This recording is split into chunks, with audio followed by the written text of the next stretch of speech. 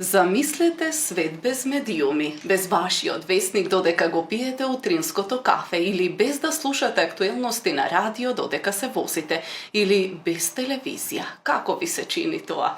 Можеби за некои луѓе ова би биле идеални околности. Не знам, можеби повеќе ќе ги развиваме меѓучовечките односи доколку немаме медиуми. Но факт е дека никој не е имун на социјалните мрежи, секако и на радиото и на телевизијата како медиум, но колку е актуелно списанието како гласило, како медиум. На оваа тема ќе поразговараме со Сузана Мицева, новинар и поетеса и е дел од уредувачкиот одбор на струмичкото списание, слободно можам да кажам, Зенит. Но прво да ја поздравиме Сузе овде во студиото на Радио Марија. Добар ден и добре дојде. Добар ден, добро ве најдов. Благодарам за поканата. Загатна на вистина големи прашања во својата најава данче, меѓутоа најверојатно ни треба време и можеби временска дистанца да се одделиме од медиумите за да сватиме каков ќе биде животот без нив, иако ние кои што ги живееме на некој начин, не можеме да го замислиме. Така, навистина ми е мило што денес си заедно со нашите гледачи, со нашите слушатели, и уште помило ми е што во фокусот на нашиот разговор ќе биде една таква тема, списанието како медиум, со посебен осврт на Зенит. Првото прашање е како дојдовте на идејата да издавате едно списание како Зенит, кој е негова уметност, литература, култура, така. Данче, во историјата на Зенит е поврзана со многу наши лични приказни. Зенит се роди како идеја, како резултат на едно топло пријателство кое што го негуваме неколку книжевници, неколку љубители на литературата во Струмица, на тие некои заеднички дружења со професорката Ана Витанова-Рингачева, со критичарот Далибор Плечик, со поетот Никола Мачиров, потоа со Иван Котев, нашиот познат фолклорист, па професорот во пензија Васил Дрвошанов. Свативме дека Струмица има толку многу луѓе кои што се посветени на оваа област, на книжевноста, на литературата, на науката, но немаат своја платформа на која што би ги објавувале, односно која што би ги поддржувала нивните дела. И тие ни ја наметнаа како поискусните се разбира, ја наметнаа како потреба и всушност како некоја идеја која што тие ја негувале долги години, можеби и децении, но ете не се случил моментот да се реализира.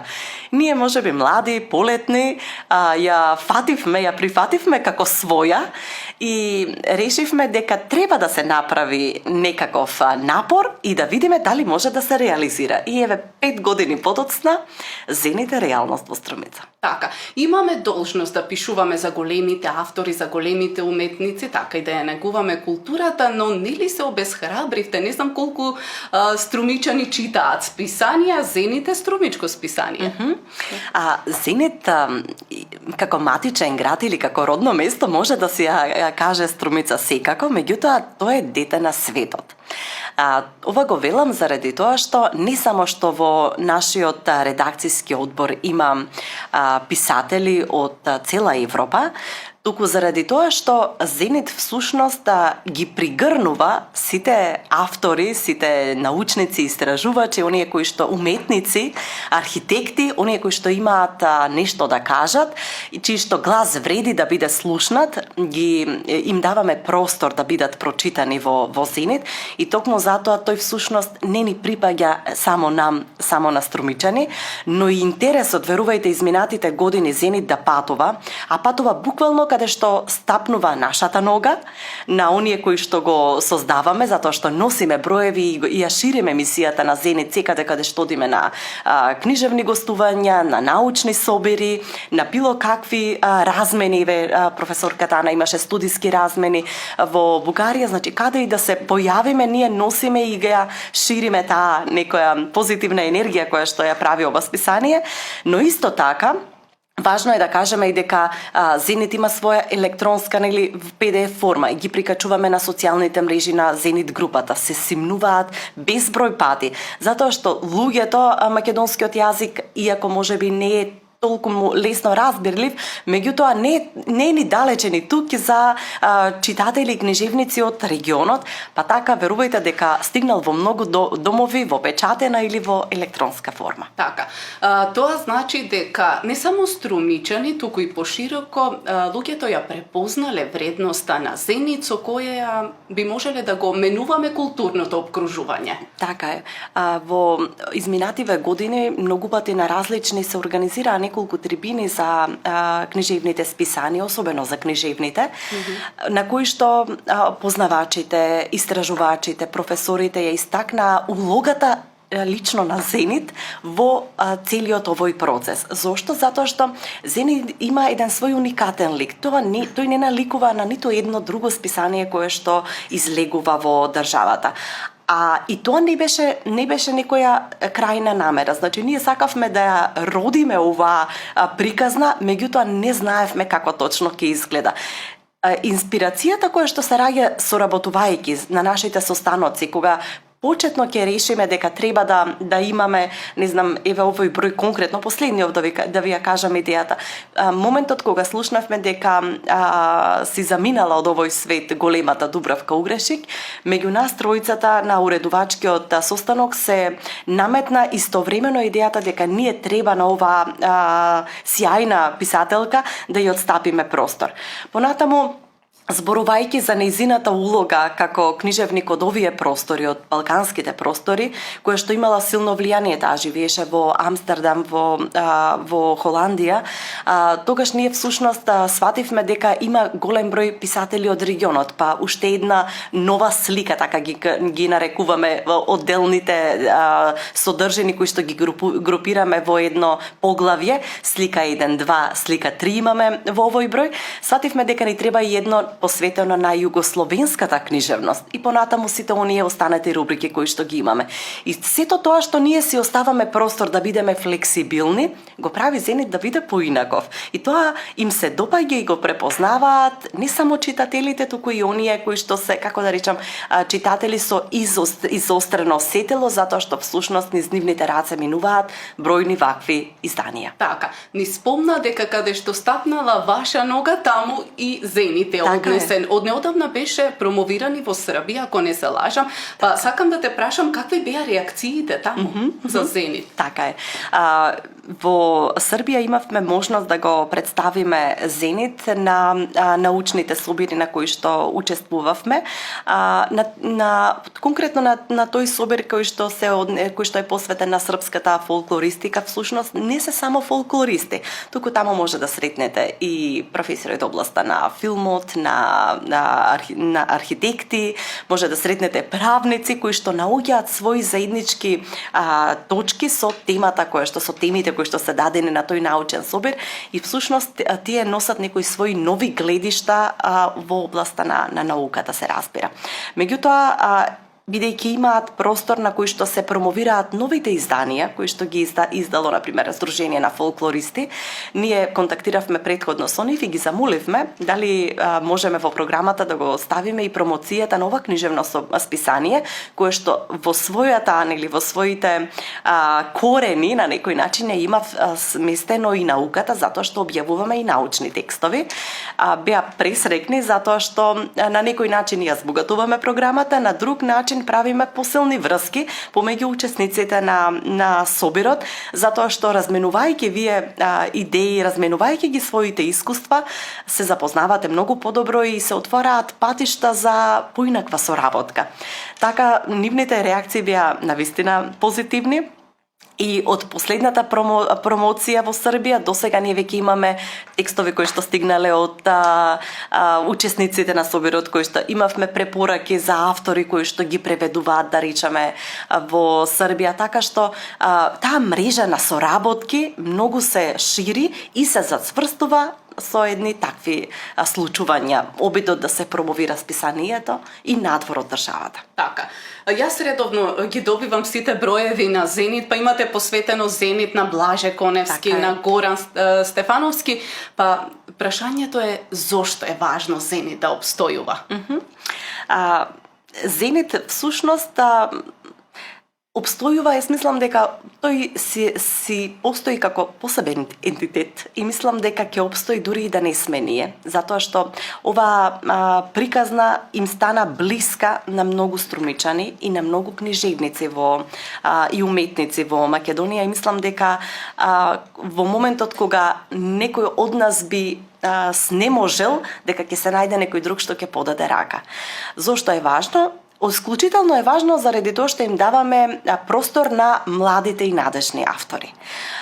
Тоа се луѓе кои што се преталентирани и кои што можеби во поинакви услови не би добиле можност во вистинско време или што побрзо да бидат прочитани, да бидат објавени, макар во списание, нели, не во лични своји книги. И затоа сметам дека тој на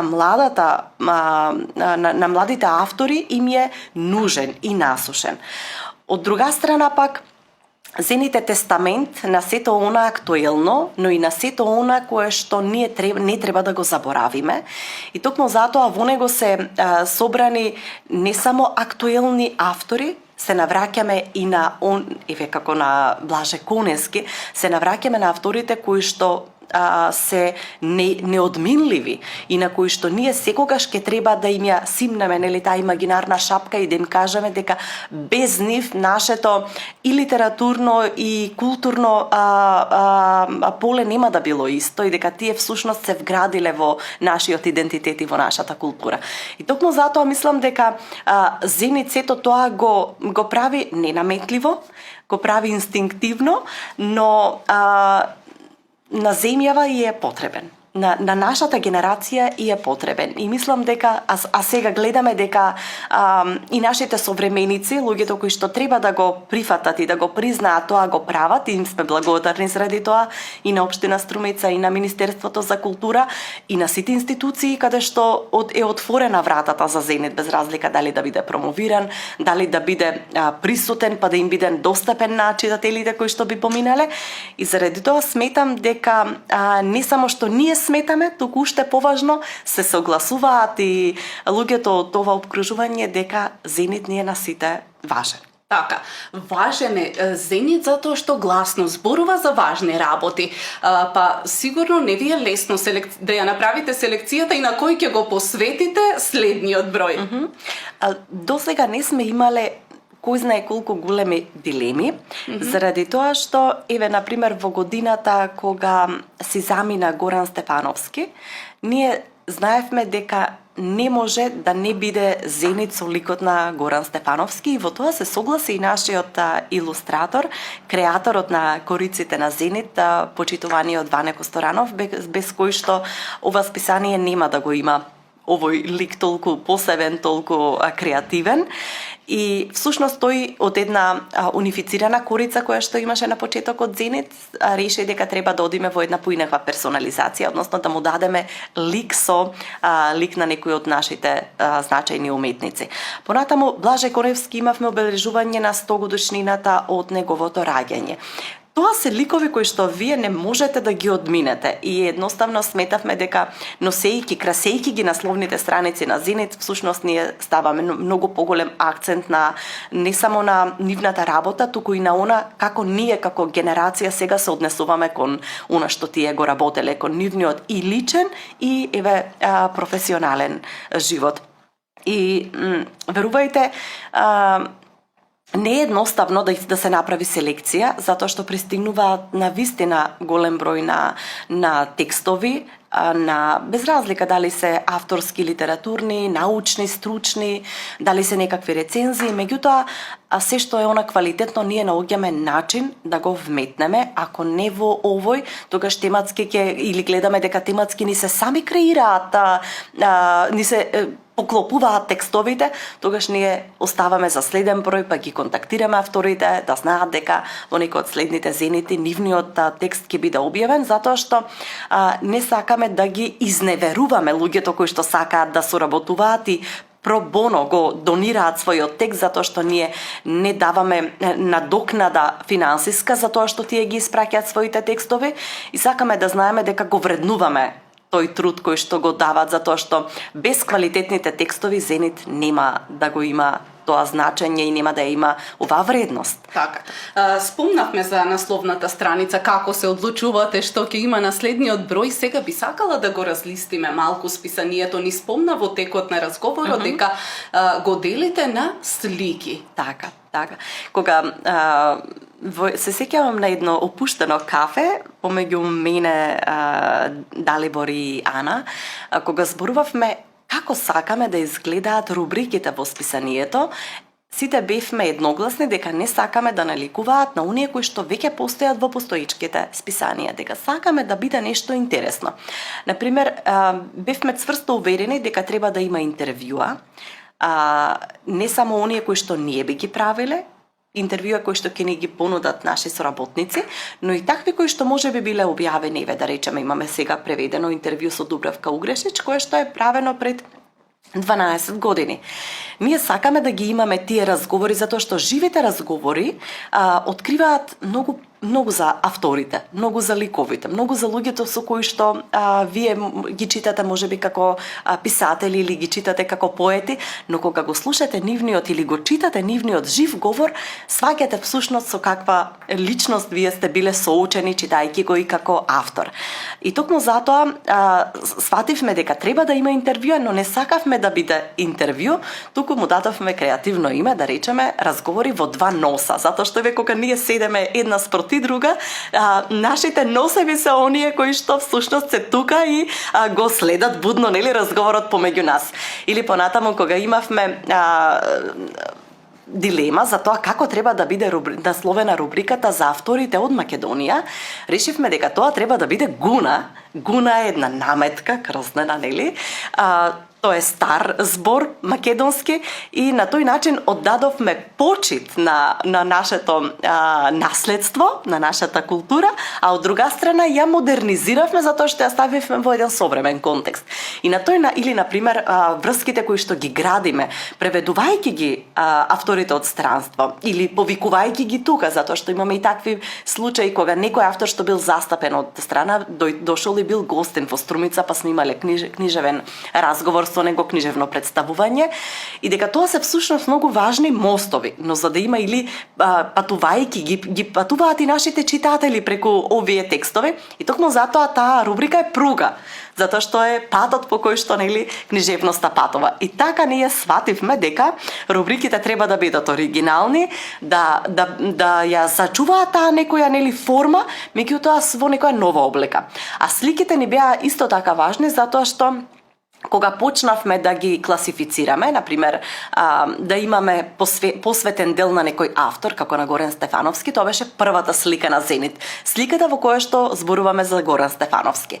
А кога ги имавме останатите рубрики, тоа ни беше веќе слика 2, во која што ги имаме првично осмислените рубрики на Зенит. И овој број прв пат имаме трета слика, затоа што, како што спомнав, имаме посебен дел посветен на југословенските автори. Така, верувам дека многу наши гледачи и слушатели сакаат веќе да го разлистат Зенит и мора да им кажеме каде да го побараат. Зенит пред се стигнува, најпрво имаме броеви со кои што сме обврзани, ги доставуваме до Министерството за култура, односно до Универзитетската и Национална библиотека. А понатаму имаме одреден број на списанија кои што ги доставуваме и до општина Струмица како наши поддржувачи, односно оние кои што се грижат Зенит да може да се отпечати секоја година. Понатаму списанија мора да стигнат до сите оние кои што испратиле своји текстови и тоа е една наша активност која што ја правиме во периодот кога ќе го добиеме печатеното издание. Има голем интерес за списанието и оние кои што сакаат да набават свој Зенит, оставаме неколку броеви во литературното кафе Метаноја во Скопје. Голема благодарност за сопствениците затоа што тие самите се понудија, сваќајќи дека поминуваат многу луѓе и го бараат Зенит, а Зенит го нема во слободна продажба и токму затоа оставаме броеви кои што можат да се набават во Скопје. Во Струмица се уште немаме место, но и ве размислуваме и можеби и во некој друг град убаво е да го има затоа што интересот е на вистина голем, но секој оној кој што е на вистина страствен љубител на списанието, верувајте дека нашол начин да дојде до списанието затоа што ние со голема љубов ќе испратиме на сите оние кои што им значи да имаат едно вакво списание во својот дом. Така, слушајќи ја Сузе, нашиот заклучок на крајот од разговорот е дека и тоа како списанието е актуелно гласило, односно медиум. Сузе, благодарам за убавиот разговор. Ви благодарам за ова топло добри дојде. Се надевам дека ќе имаме можност да се видиме во некоја следна прилика со нов Зенит. Така, ве очекуваме. Благодарам уште еднаш. Драги гледачи и драги слушатели, тоа беше разговорот со Сузана Мицева, новинар и поетеса. Зборувавме за списанието Зенит.